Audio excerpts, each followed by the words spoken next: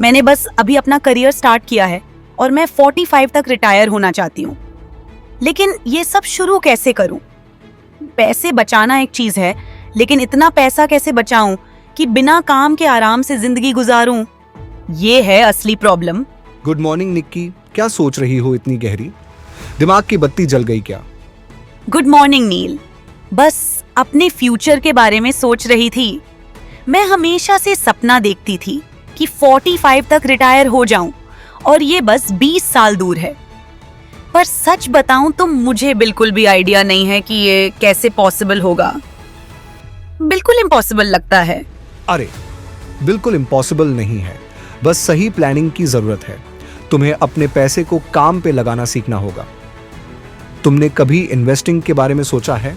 Investing सुना तो है, लेकिन ज्यादा नहीं जानती। रिस्की नहीं होता क्या?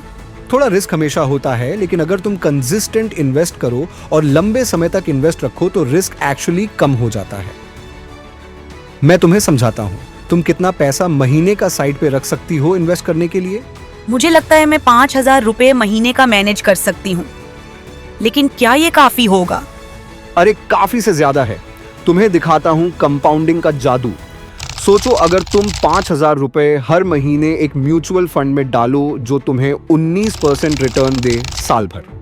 अगर तुम ये 20 साल तक करती रहो तो जब तुम 45 की होगी, सोचो तुम्हारे पास कितना होगा? पता नहीं, 20 या 30 लाख?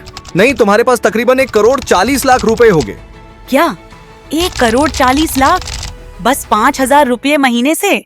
हाँ, और इन्फ्लेशन को एडजस्ट करने के बाद भी, जो लगभग 6% पर ईयर के हिसाब से होती है, तुम्हारे पास आज के टाइम के हिसाब से तकरीबन 42 लाख हो गए। और सुनो, बेस्ट पार्ट क्या है? तुम्हें 45 पे फुल अमाउंट को छूने की जरूरत भी नहीं पड़ेगी।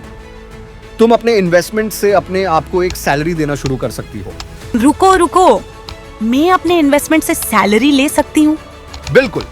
45 से 54 तक तुम हर महीने तकरीबन 1,12,000 रुपए निकाल सकती हो, जो इन्फ्लेशन के बाद आज के पैसे में 63,000 रुपए के बराबर होगा।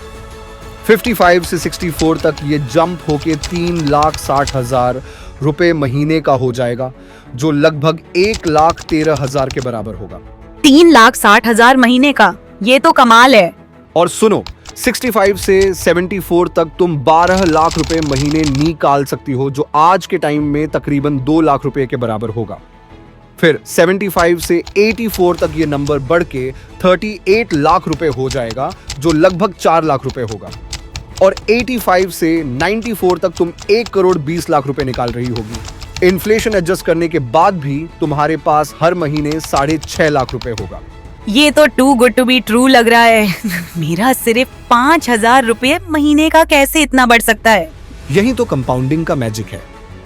समय के साथ तुम्हारा पैसा एक्सपोनेंशियली बढ़ता है। और सुनो, सबसे बड़ी बात यह है, 50 साल तक पैसा निकालने के बाद भी गेस करो तुम्हारे इन्वेस्टमेंट में कितना बचा होगा? कोई आइडिया नहीं, शायद कुछ लाख। 465 करोड़ रुपए। इन्फ्लेशन एडजस्ट करने के बाद भी लगभग 25 करोड़ रुपए होगा। 465 करोड़ रुपए बचे होंगे 50 साल पैसा निकालने के बाद भी? बिल्कुल। तुम अपने टोटल 12 लाख रुपए को 20 सालों में इन्वेस्ट करके अपनी लाइफ में तकरीबन 676 करोड़ रुपए बना लोगी। यही कॉम्पाउंडिंग की पावर है। जितना जल्दी शुरू करो उतना बड़ा इंपैक्ट होता है।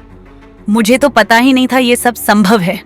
मुझे लगा था रिटायरमेंट का मतलब है सिर्फ कट बैक करना और हर पैसा बचाना। अब समझ आया कि स्मार्ट इन्वेस्टिंग का खेल है। एग्जैक्टली।